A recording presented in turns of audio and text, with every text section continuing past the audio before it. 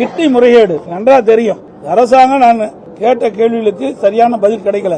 அந்த புரோக்கரை தான் கைது பண்ணிருக்காங்க. ஆனா எந்த மருத்துவமனையில் முறைகேடாக கிட்னி மாற்று அறுவை செஞ்சிருக்காங்களோ அந்த மருத்துவமனையில் எந்த நடவடிக்கை எடுக்கல. ஆனா அமைச்சர் ஏதோ சொல்லி மலுப்பை பதில் முடித்து விட்டார். உண்மையிலேயே இந்த மருத்துவமனை கிட்னி முறைகேட்டில் ஈடுபட்டிருந்த காரணத்தினால்தான் இந்த புரோக்கர்கள் இந்த வறுமையில் வாடிக்கொண்டிருக்கின்ற ஏழை தொழிலாளர்களை பணத்தாசை காட்டி அவர்களை அழைத்துச் சென்று மருத்துவமனையில் சேர்க்கப்பட்டு இந்த கிட்னி முறைகேடாக எடுக்கப்படுகிறது. இதற்கு மருத்துவமனையும் காரணம். ஆனால் இந்த அரசு திராவிட முன்னேற்ற கழக எம்எல்ஏ சொந்த மருத்துவமனை என்ற காரணத்தினால் நடவடிக்கை எடுக்கப்படவில்லை. இன்றைய தினம் உயர்நீதிமன்ற மதுரை கிளை ஒரு சிறப்பு விசாரணைக்குழு அமைக்கப்பட்டு அந்த விசாரணை மேற்கொள்ள இருக்கின்றார்கள். அதுக்கு கூட அந்த தீர்ப்பின் அடிப்படையில் இந்த அரசு செயல்படவில்லை.